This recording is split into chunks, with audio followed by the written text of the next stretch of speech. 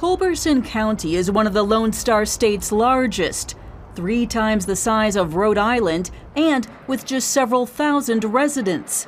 Sheriff Oscar Carillo says he knows why the cartels have begun to exploit it. It's all about geography.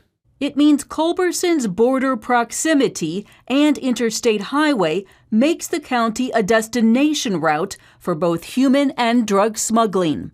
We got Mexico on the south end of the county. We have New Mexico on the north end of the county. We got major corridors coming through here. This is very treacherous terrain. You've got to watch your step out here.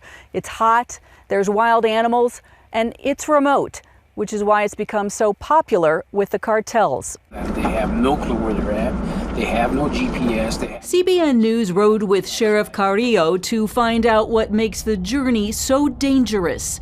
The migrants, often young men who've paid smugglers thousands, are typically dropped at the Rio Grande River. They are told to walk what could be days to a designated pickup spot along a highway. It just sounds like it's so organized. They've got a plan. To bolster their confidence before they attempt to navigate the desert, the smugglers give the migrants backpacks filled with water and cheap camouflage clothes. Still, hundreds are dying near the border each year. In 2021, the sheriff recovered 30 bodies, up from the normal 1 or 2. The main culprits, heat and dehydration. The day we joined him, a call came for another. We're going to put it in the back of my truck. This one, some 20 miles from Van Horn, the county seat.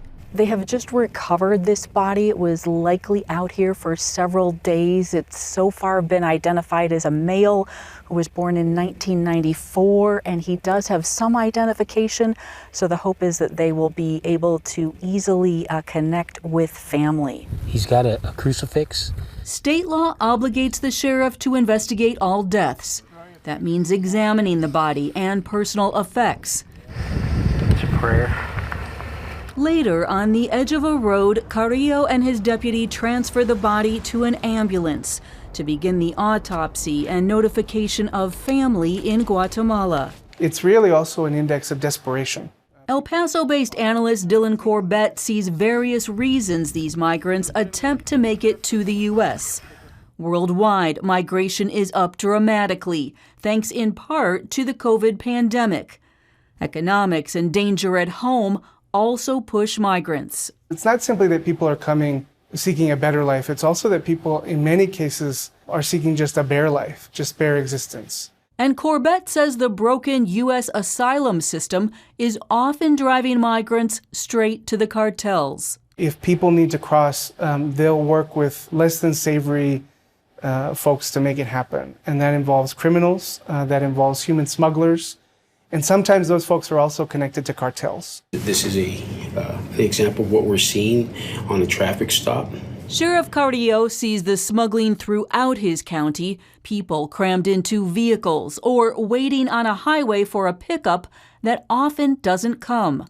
Their debris, water bottles, clothing, and backpacks can be found along the road and off in the scrub. He is also beginning to see them in town. When they get to this area, they're out of water, they're out of money. Sometimes their plan has fallen apart. Carillo's not alone.